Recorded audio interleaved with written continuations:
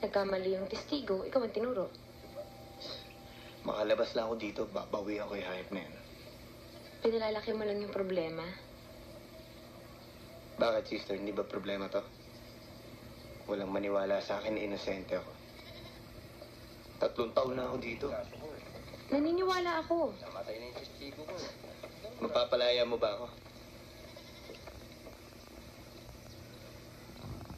Hirap kasi sa'yo, sister. Punta ka ng punta rito, advice ka na advice.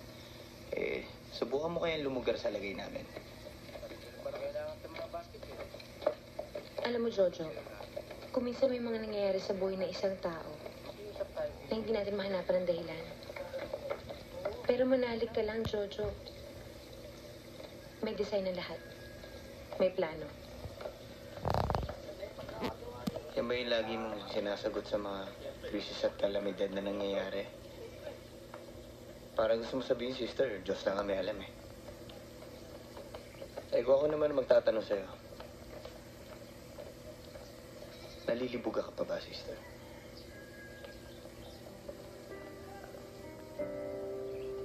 Sister, sandali.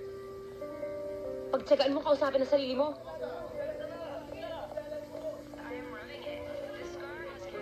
Kosa, gusto mo ng kape?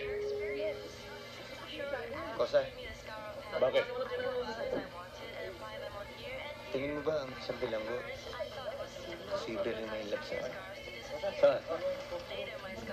Meron ko ba niya? Sige. Pino!